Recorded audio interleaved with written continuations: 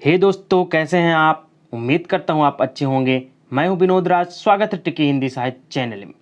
आज हम दोस्तों कक्षा 10 की हिंदी विशिष्ट जो नवनीत है उसकी पद्यखंड की पाठ 5 जो प्रकृत चित्रण है जिसका इसके अंतर्गत उसको पढ़ने वाले हैं। इसके अंतर्गत दो कवियों की कविताओं को सम्मिलित किया गया है, जिसमें पहला है ऋतु वर्णन जो पद्माकर द्वारा लिखा गया है, दूसरा है बादल को घिरते देखा है नागार्जुन द्वारा लिखा गया है। आज हम उसके प्रश्नोत्तरों को पढ़ेंगे। कक्षा 10 के हिंदी विशिष्ट नवनीत के पद्यखंड के पाठ 5 प्रकृत चित्रण के प्रश्नोत्तर आज हम पढ़ने वाले हैं। उससे पहले यदि आप मेरे चैनल ट्रिकी हिंदी साहित्य को सब्सक्राइब ना किए हो तो सब्सक्राइब कर दें, बेल आइकन प्रेस कर दें जिससे आपको आने वाली वीडियो की नोटिफिकेशन मिलती रहे। आप मेरे एफबी पेज ट्रिकी हिंदी साहित्य विनोद को लाइक कर दीजिए, सब्सक्राइब कर दीजिए।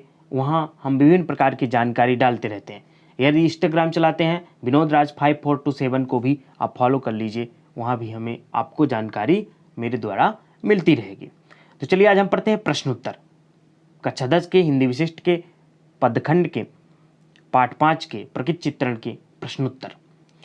सबसे पहले हम देखते हैं अति लघुत्तर प्रश्न, जिसमें पहला प्रश्न है पद्माकर के अनुसार वनों और बागों में किसका विस्तार है। तो पद्माकर के अनुसार वनों और बागों में बसंत ऋतु का विस्तार है। ओके। तन मन और वन में परिवर्तन किसके प्रभाव से दिखाई दे रहा है। तो तन मन और वन में परिवर्तन बसंत ऋतु के प्रभाव से दिखाई दे रहा है।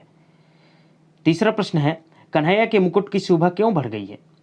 तो इसका जो उत्तर होगा कन्हैया के मुकुट की शोभा शरद की चांदनी से बढ़ गई है।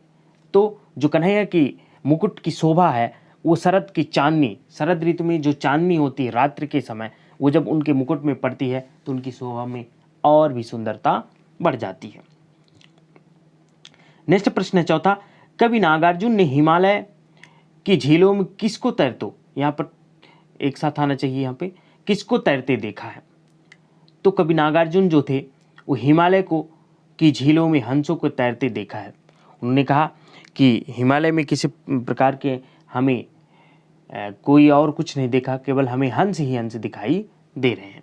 ओके। कवि नागार्जुन ने बादलों को कहाँ घिरते देखा है। अगला जो प्रश्न है पांचवा प्रश्न, कवि नागार्जुन ने बादलों को कहाँ घिरते देखा है। तो उत्तर जो होगा कवि नागार्जुन ने बादलों को स्वच्छ श्वेत पर्वत शिखरों पर गिरते देखा है।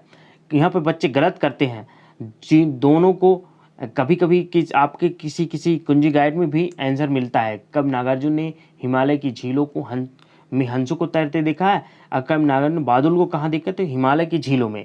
इसका आंसर ऐसे लिख देते हैं, लेकिन इसका उत्तर ये होगा कवि नागार्जुन ने बादलों को स्वच्छ श्वेत पर्वत शिखरों पर गिरते देखा है। यहाँ पर स्वच्छ सफ़ेद पर्वत की जगह पर हिमालय रूपी पर्वत पर ये भी कह सकते हैं।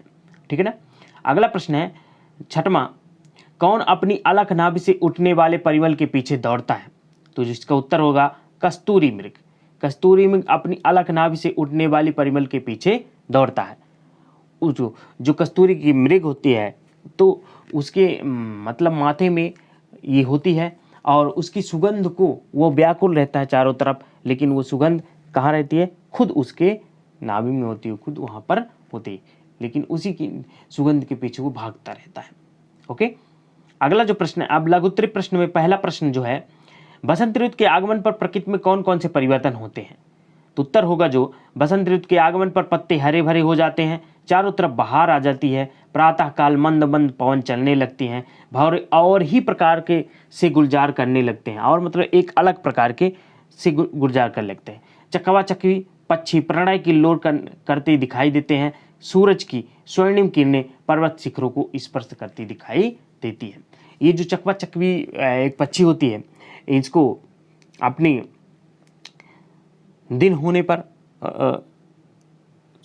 इनको क्या होता है पूरे वर्ष भर ये अपना जोड़ा जो होता है इनका मुलाकात नहीं होता, लेकिन जब शरद बसंत ऋतु आती है तब इनका मुलाकात हो जाती है। ओके, इसीलिए इन्हें कहा गया। अगला प्रश्न जो है यमुना के तट पर किसकी छटा बिखरी हुई है।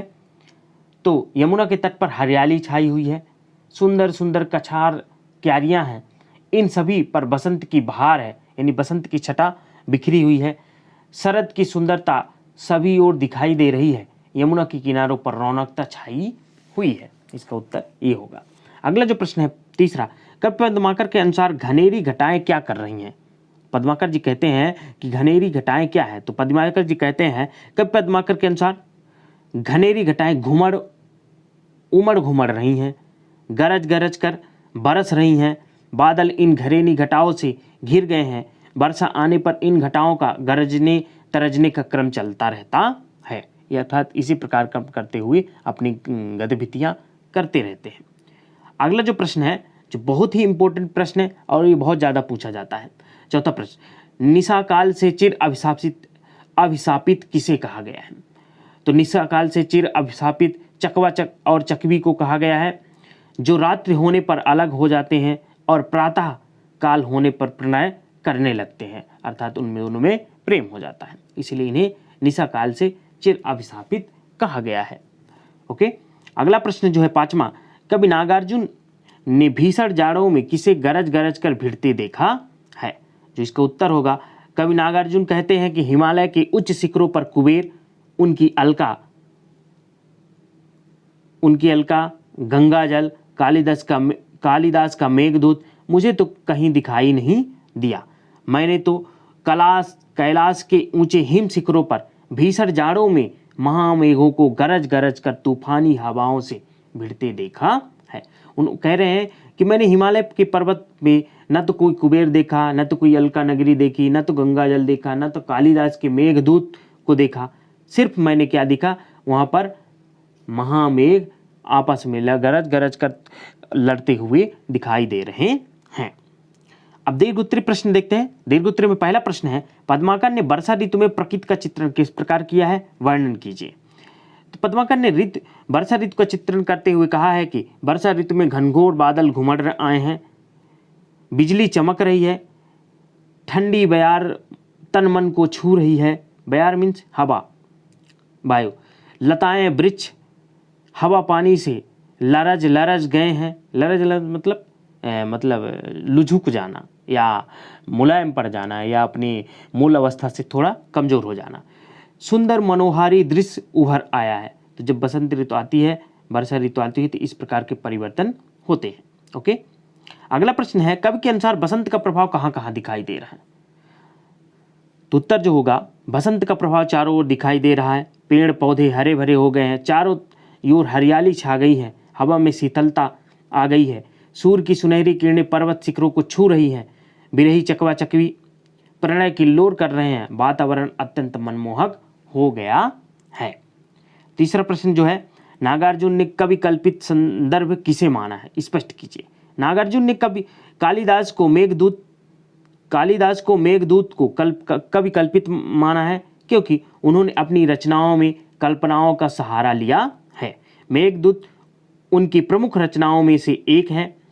नागार्जुन कवि कहते हैं कि मुझे तो कैलाश पर्वत पर न तो व्योम प्रभावी गंगा जल दिखाई पड़ता है और न ही मेघदूत, ये तो सिर्फ कालिदास की कल्पना मात्र थी। इसीलिए उन्होंने क्या कहा है, कवि कल्पित कहा है, कि ये सब कवियों की कल्पना है। ओके, अगला प्रश्न है, नागार्जुन के अनुसार बसंत ऋतु के उषा काल का वर्णन कीजिए। तो बसंत ऋतु में जब सुबह होती है उसमें क्या क्या परिवर्तन दिखाई देते हैं, ये इसका वर्णन करना है। तो उत्तर होगा, बसंत ऋतु के उषा काल में वातावरण अत्यंत मनमोहक हो जाता है, मंद मंद शीतल हवा बहती है, सूर्य की सुनहरी किरणें पर्वत शिखरों को स्पर्श करने लगती है, बिरही चकवा चकवी नीली हरी सैलाब पर प्रणय कंदर करने लगते हैं। इस प्रकार परिवर्तन होता है। ठीक है ना। अब देखते हैं कुछ इस पाठ से संबंधित वस्तुनिष्ठ प्रश्न। प्रश्नोत्तर हम पढ़ चुके हैं। वस्तुनिष्ठ बहुत सरल है और पूछा भी जाता है।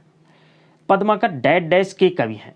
पहला जो है, पद्माकर डैश डैश के कवि हैं। तो क्या वो वीरगाथा काल के हैं, क्या वो भक्ति काल के हैं, क्या वो रीत काल के हैं, क्या वो आधुनिक काल के हैं?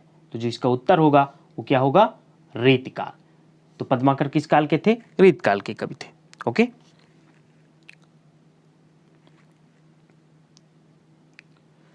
अब देखते हैं अगला जो इसी में है, नागार्जुन के बचपन का नाम डैश डैश था। तो क्या नाग था, क्या अर्जुन था, क्या वैद्यनाथ था, क्या धर्मराज था? तो हालांकि ये बहुत कम पूछा जाता है क्योंकि हाई लेवल पर हो जाएगा थोड़ा, लेकिन अगर पूछा जाएगा तो इनका आप जान लीजिएगा, इनका उत्तर क्या होगा, वैद्यनाथ। नागार्जुन का बचपन का नाम वैद्यनाथ था। ओके, नागार्जुन आधुनिक युग, नेक्स्ट है, नागार्जुन आधुनिक युग के डैड डैश कवि हैं। क्या वो सौंदर्य प्रेमी थे, क्या वो प्रकृति प्रेमी थे, क्या वो देश प्रेमी थे, क्या वो साहित्य प्रेमी? तो जिसका उत्तर होगा वो क्या होगा, ब नंबर होगा, प्रकृति प्रेमी थे। ओके, अगला है, नागार्जुन ने हिमालय की झीलों में किसको तैरते देखा है? तो इसको आप पढ़ चुके हैं, इसका उत्तर क्या हो जाएगा, नागार्जुन ने हिमालय की झीलों में हंसों को तैरते हुए देखा है। कबूतर, मछलियां और अजगरों को उन्होंने नहीं देखा है। तो ये उत्तर भी आप देख सकते हैं, ठीक है ना। तो दोस्तों उम्मीद करता हूँ ये वीडियो आपको अच्छी लगी होगी। यदि वीडियो अच्छी लगी हो तो लाइक करिए, कमेंट्स करिए, वीडियो को सब्सक्राइब करिए, शेयर करिए। यदि आप चैनल में पहली बार हैं, चैनल को सब्सक्राइब न किए तो सब्सक्राइब कर दें, बेल आइकन प्रेस कर दें, जिससे आपको आने वाली वीडियो की नोटिफिकेशन मिलती रहे। दोस्तों मेरे चैनल में प्रत्येक रविवार को कोई आपको ज्ञानवर्धक वीडियो आने वाली है, जिसमें आपको सरकारी योजनाओं से संबंधित, जैसे विभिन्न प्रकार की जो स्कॉलरशिप आती है उनकी जानकारी दी जाएगी। आप उसमें फॉर्म कैसे भर सकते हैं, ठीक है ना, चाहे वो स्कूल लेवल पर हो, चाहे वो कॉलेज लेवल पर हो, और विभिन्न प्रकार की जानकारी में जैसे आपके भारतीय संविधान से संबंधित जानकारी और RTI से संबंधित जानकारी, ये सभी आपको आने वाली है, जिसमें पिछले संडे से शुरुआत हो गई है। इसी प्रकार आप मेरे चैनल से बने रहिए, आपको विभिन्न प्रकार की जानकारी मिलती रहेगी। यदि आप अपना ख्याल रखिए, स्वस्थ रहिए। धन्यवाद।